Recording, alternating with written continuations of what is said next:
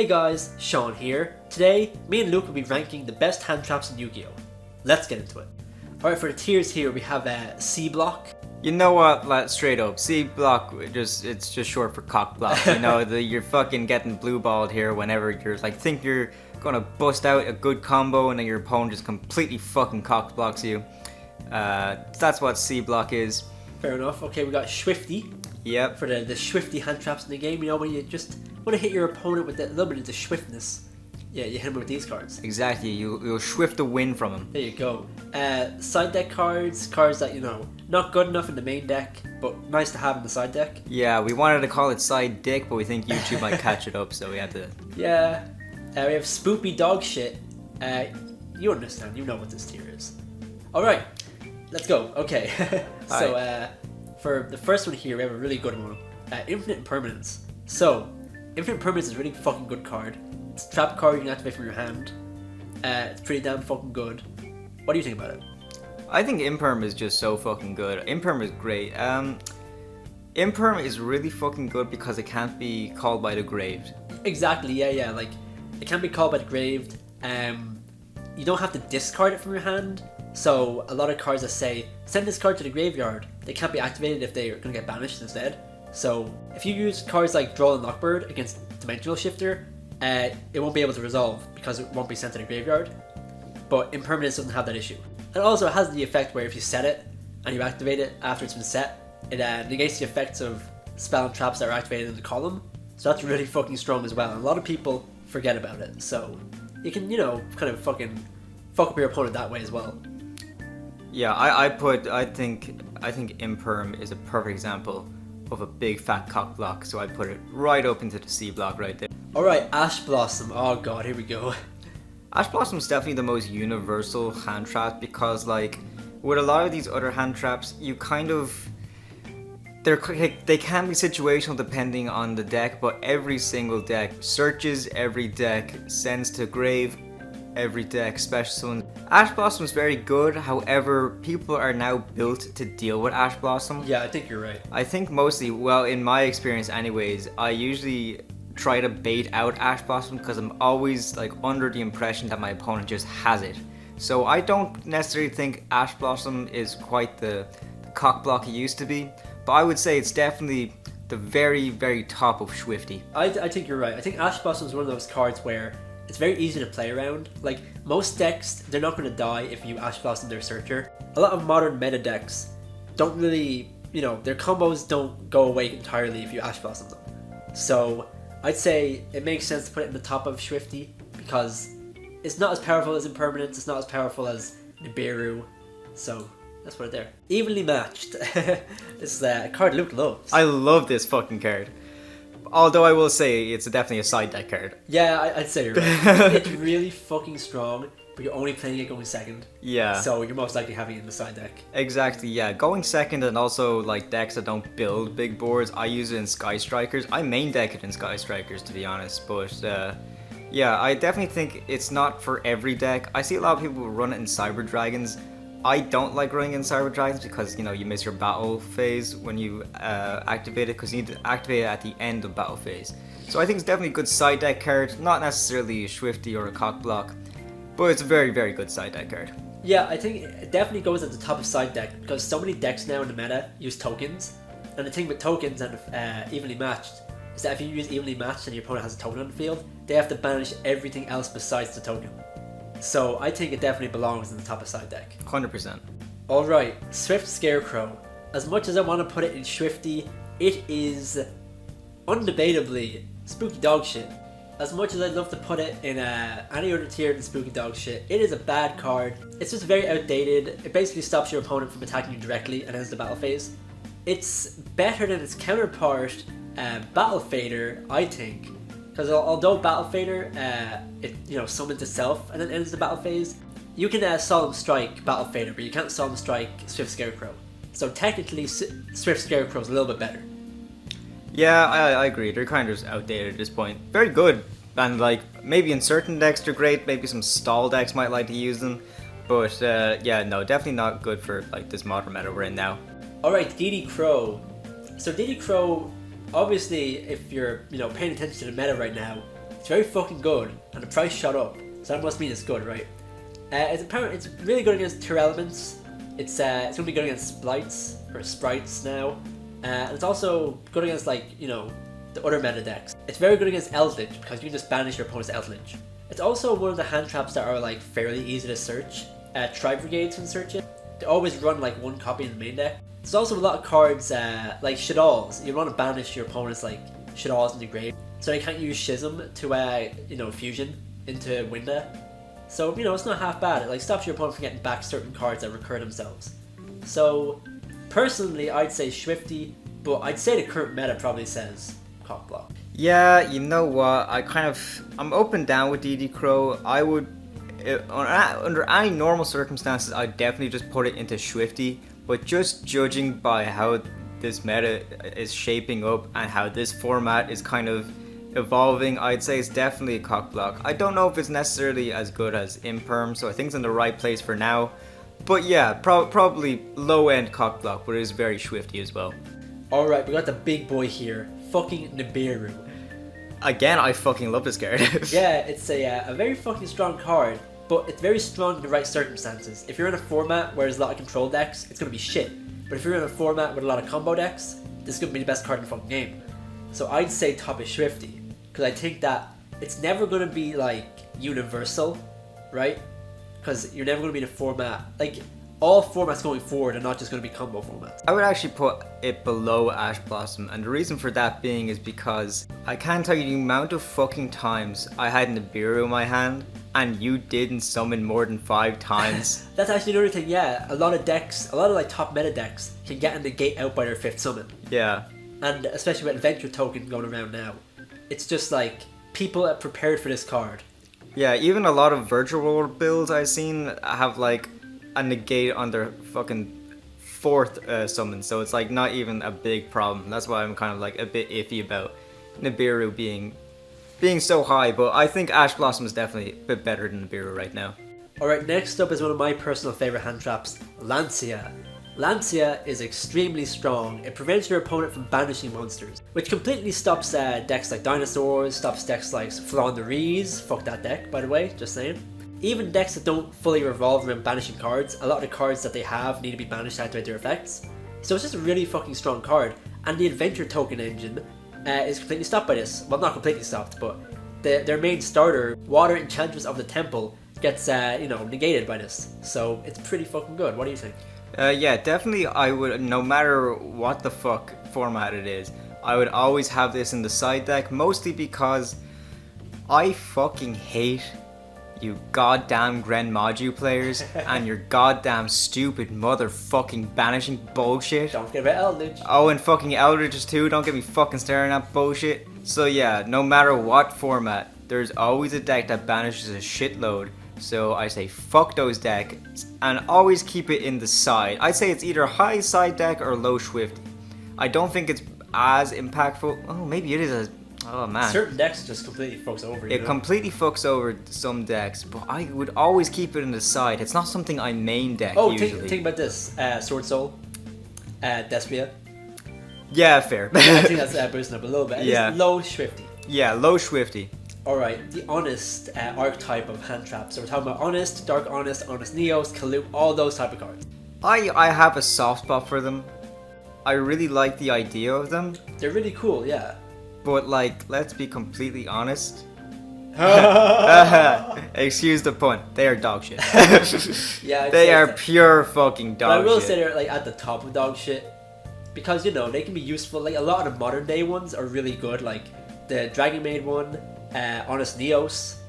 But yeah, they boost you by a lot. 2500 attack is a lot for Honest Neos. Yeah, even the Dragon Maid one, it has another purpose. That's not its primary effect. And it's boosting up by 2000. Gamma's fucking overrated. I think you're right, yeah. Gamma is... I hate calling Gamma dog shit because I know there are some fucking diehard Gamma fans out there, but let's be fucking brutally honest here. Gamma can be so situational. Honestly, the amount of times I hear people talk shit about Triple Tactics Talent, how situational that is, fucking look at Gamma. Yeah. Holy shit. I mean, it only works on monster effects. Although it does negate, destroy, and special summons the cards to your side of the field, First of all, most hand traps you want to activate during your opponent's turn, so even if you summon monsters to your side of the field, it's not going to make a difference. The fact that you have to run triple gamma and one driver is a big issue because the times you get driver in your hand are just like, it happens too often, it's not good, at least for me. I get it in my hand too often, it's fucking bullshit. If you're only second and you actually get to use it, it's very good because you can just go into a sync or 8. But it's just very hard to pull off. Because if you're using the hand trap going second, most of the time your opponent has a card to negate the hand trap you're using. So I'd say it's the top of side deck, or what do you think? I was gonna put it top of dog shit, to be honest, but I'll compromise you and put it at the bottom of side deck. Yeah, I think that's fair. It's a tough card to use. It can be very good in like certain situations. Okay, well obviously like, you know, I didn't mean to do that. Obviously, Kribo, top tier. Top tier. Kribo is the most broken fucking card there is. It stops your opponent from doing damage. Like, exactly. That's insane. That's just like how you win, isn't it? Like, I know, it's fucking crazy. I actually think Kribo can stop Exodia. I know, I've heard about that too. I've Yeah. never seen it. I think it happened in the YCS back in 1964. Right, that's cool. That's cool. Token Collector is fucking insane in the current meta. Just like evenly matched, I'd say it's a side deck card. But basically, against any deck that uses tokens, it fucking destroys that deck. Like, it's really good in Dinosaurs because you spawn a token to your opponent's side of the field. It's good against Adventures because of the Adventure token. It's good against Sword Soul because of all the Sword Soul tokens. It's just a really fucking good card. Or also, it's good against Nibiru as well. If you get Nibiru'd, you can use Token Collector. So it's pretty fucking cool. Yeah, honestly, I only learned about this card today, but I think it's really fucking cool. Especially because I've been playing a lot against Sword Soul, and Sword Soul just brings out a lot of like high level fucking tokens. So Token Collector, I think, would be devastating towards them. I would definitely put in high side decker. The main tuner of Sword Soul is literally the token. Exactly. Again, I'd probably say top of side deck, because obviously, if you side this in against a token deck, you're gonna fucking win. I 100% agree. Yep, 100%. Alright. Gores? Honestly, I put it in more as a joke. Gores was fucking amazing back when it first came out. Gores fucking reshaped the meta back whenever. I don't even know when it came out. But it is, I still have a soft spot for him. I think he's really fucking funny. I really like it because no one really expects it. But no, you wouldn't run him. You would not. You know what? I would put him above Honest. But I don't want to call him dog shit because we love Gores. We stand Gores. But Gores just isn't good right now. Maybe someday. Who knows? Alright, so Retaliating Sea. It's a very weird card because if your deck can use it, like insects can search it because it's an insect card. And it also has an effect where it can search for insect cards after it gets destroyed. But its main effect is if your opponent activates specifically a spell card that special summons a monster, you can special summon this from your hand, and then any card sent from the graveyard is banished instead. So it's like a mini Dark Claw as a hand trap. However, it's outclassed by Dimension Shifter, to be perfectly fucking honest. I'm sure it was good for the time, and also, I'm sure if you're playing Insect, you can find a use for it. Yeah, I don't know about if it's outclassed by Dimensional Shifter. I think Dimensional Shifter, you need to have no cards in your graveyard. That is true, to yeah. activate it. But it's just, I don't really know. I would say maybe low side deck. I don't think it's a terrible card. Yeah, I mean, I wouldn't side deck it in. I mean, me neither, but yeah, I mean... It's better than Spooky Dog Shit, because it has a strong effect. Yeah, definitely. Ghost Mourner and Moonlit Chill. This is a card that's getting a lot more popular lately. I don't know what to say about this fucking card. Honestly, I think this is one of the best, most overlooked fucking hand traps there is.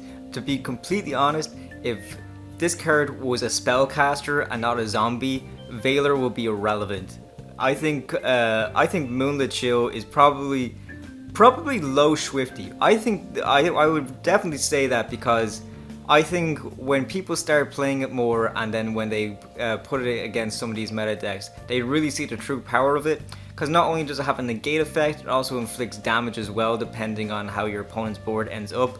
So I think it is very underrated. It will probably get a boost in popularity and price. So I'll put it at the end of Swifty. I like where it is right now. Right, I think you're right. I think what's important to note is that it doesn't negate the effect of a normal summon monster, but most of the monsters you want to negate are special summon anyway.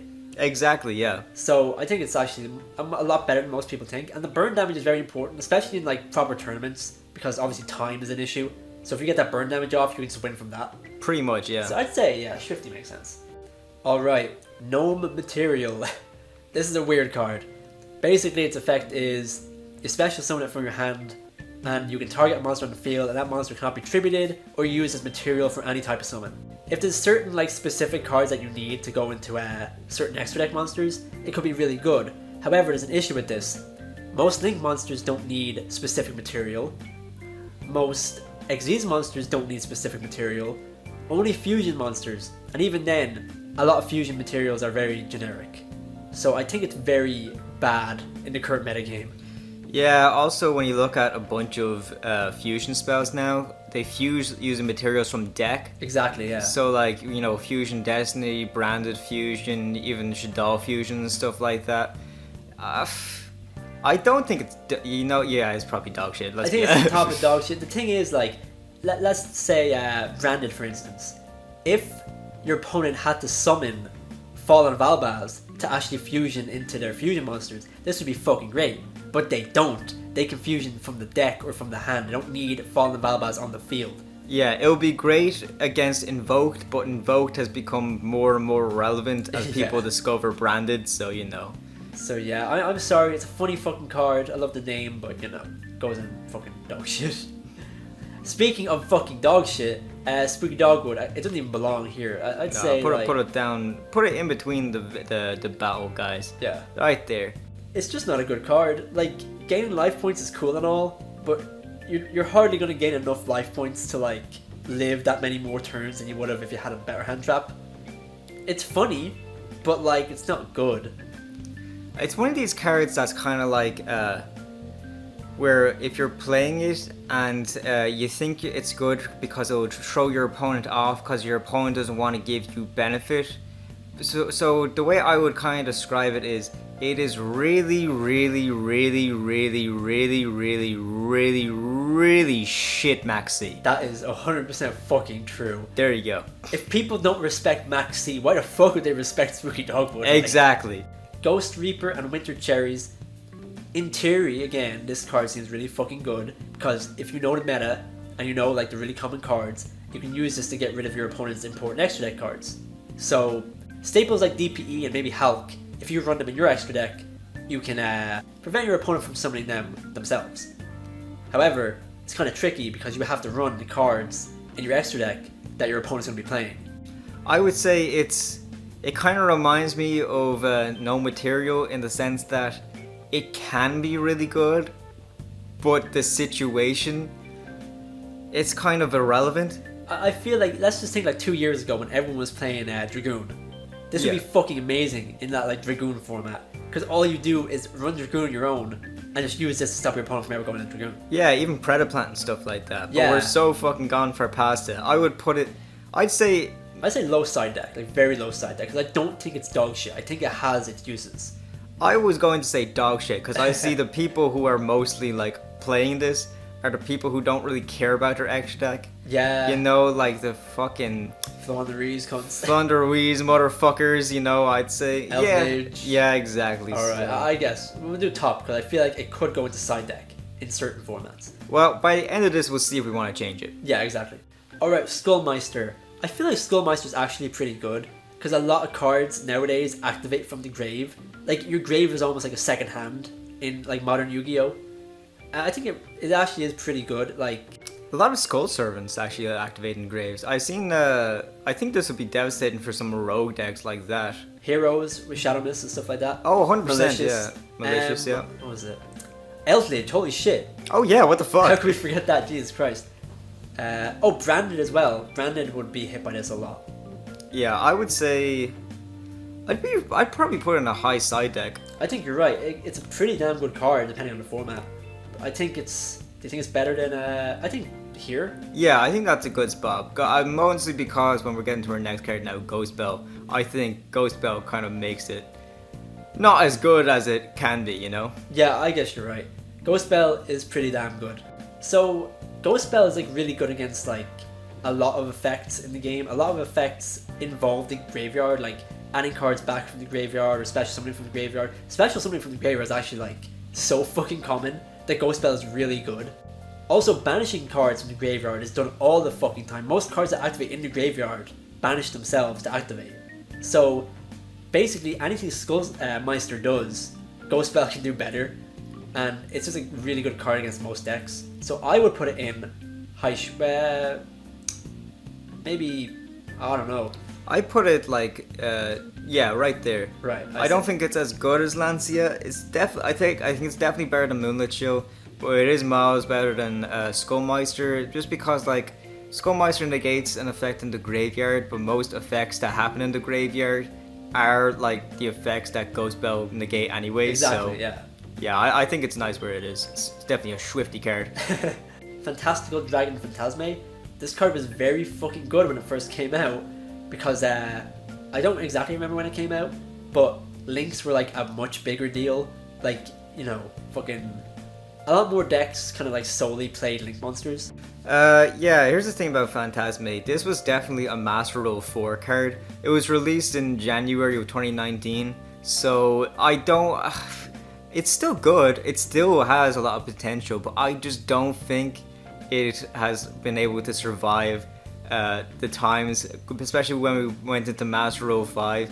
Because in Master Rule 4, you wouldn't dream of having an extra deck that didn't run a Link monster. That's true. But now, like, fucking Synchrons, most of them don't even run a Link monster. Virtual, no fucking Link monster in it at all. I'm sure there's loads of decks that just don't run Links. So. A lot more modern decks don't even use the extra deck. Exactly, yeah. So, and it's a specifically extra deck countering card. So, and even the advantage it gives you, it doesn't negate the card. Like when your opponent Link summons a monster and you special summon it, you're not negating the effect of the monster you summon. All you're doing is gaining advantage. Unless there's like a format where like, you know, Link decks are going around, like Code Talker decks, or like Marincess, if Marincess ever becomes like, you know, tier 0 or something like that. If any like pure Link deck becomes tier 0 or like really good, Phantasme is going to be like the best card in the fucking game. But until that day comes, I'd say the very bottom of side deck. I agree. Yeah, Psycho Reader is kind of a funny one that people just like brought forward since the branded package got a lot more mainstream. So Psycho Reader, it basically just banishes 2 light monsters from your opponent's graveyard.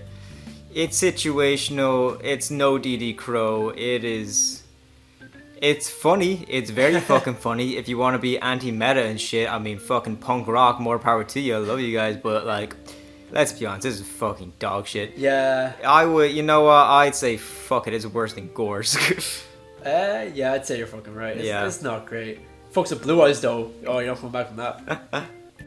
Alright, so Contact C is pretty cool actually. So, whenever your opponent summons a monster, you can special summon it to their side of the field, and they can't do any extra deck summoning unless they use this card's material. So, it kind of sucks in certain decks because a lot of Link monsters are very lenient on what you use, so most of the time you can Link this card away. But against certain decks that you can't use Link monsters, or like the Link monsters you have to use are very specific, they can just stop your opponent's turn right there. Yeah, I think especially because it's an Earth as well, I mean, like, it can kind of fuck up the branded side of things. Also, it's a high level, so it kind of, I say it would like fuck up sprites as well. Yeah, and I'm even thinking now, your opponent can't use cards like Fusion Destiny or Branded Fusion to fusion someone from the deck because they're forced to use this card on the field as material. Exactly, yeah. I think it's very, very powerful. Probably a bit underrated, to be perfectly honest. I'd say you're right, yeah. I'd say, you know, in certain situations, it could be Swifty, but I'm not too sure if I'd main deck it. Yeah, I'd say side, maybe not maybe at the top of side deck, but like maybe here. I'd put it, I think it's actually a little bit better than evenly matched, to be honest. Yeah, I'd say here, that's pretty good. Because you can use this on your first turn, if you're going second. Exactly, yeah. Alright, Dimension fucking Shifter. This card is fucking insane. At least it's fucking insane if your opponent has a deck that can use it. Or if you have a deck that can use it.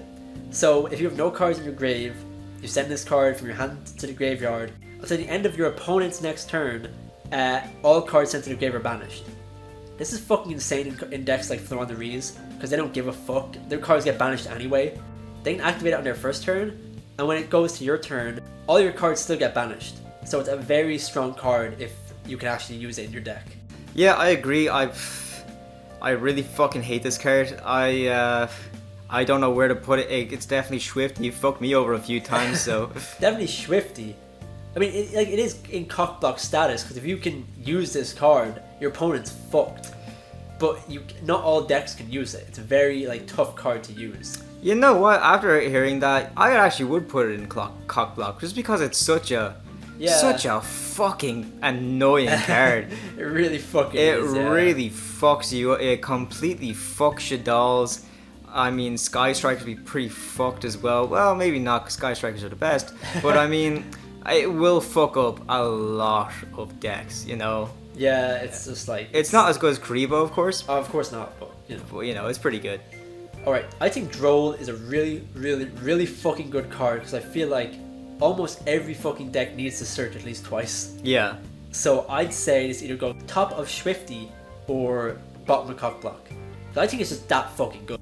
Yeah, it definitely deserves a spot next to Ash anyways. I'd say the top of Swifty. That's just me though, what do you think? Yeah, I'd kind of agree. Looking back, I don't think I've ever been drolled.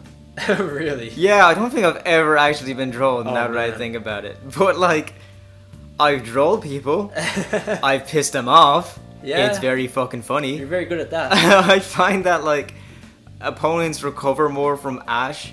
And here's the thing I love about droll, especially seeing Sean's fucking face, because he thinks he's in a full net of security that I didn't Ash him. But when I drop the droll, he shits himself. It's just pain. You can't keep going. His life is over. You know. Yeah, I think droll is very Swifty. Okay, Effect Veiler. So Effect Veiler and Impermanence very similar, but they both have their strengths and weaknesses. You have to have no cards in the field to activate Imperm from your hand as a hand trap, but you can activate Effect Veiler from your hand even if you have a full board. However, you can only activate Effect Veiler during your opponent's main phase, while you can activate Imperm anytime. So I would say that they balance each other out, and you could probably... I think they're comparable. I think you could probably put them in cockblock. I don't know if I'm leaning more towards Effect Veiler or not. I actually do think Imperm's the better card because you can activate it anytime. Yeah.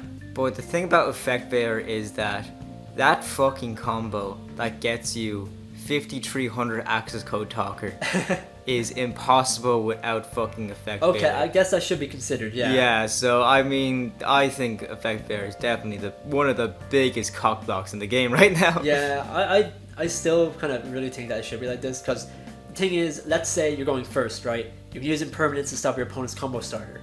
If you're going if you're going second, you can use Imperm to stop all your opponent's negates, right? Or a fucking barrier statue, or some troublesome card that they have. And also, if you're going first, you can set it in a column, and if your opponent activates a card in that column, you activate it, negate one of their cards, and then negate their card in that column. So I think it has a bit more use. I think the restriction of only being able to activate Effect Veiler during your opponent's main phase is really bad. You can't activate it during any other phase, like standby phase or draw phase or battle phase. So I just think that Imperm is a bit better. Yeah, but we should say Effect Veiler isn't once per turn. Shit. Oh, but neither is Imperm.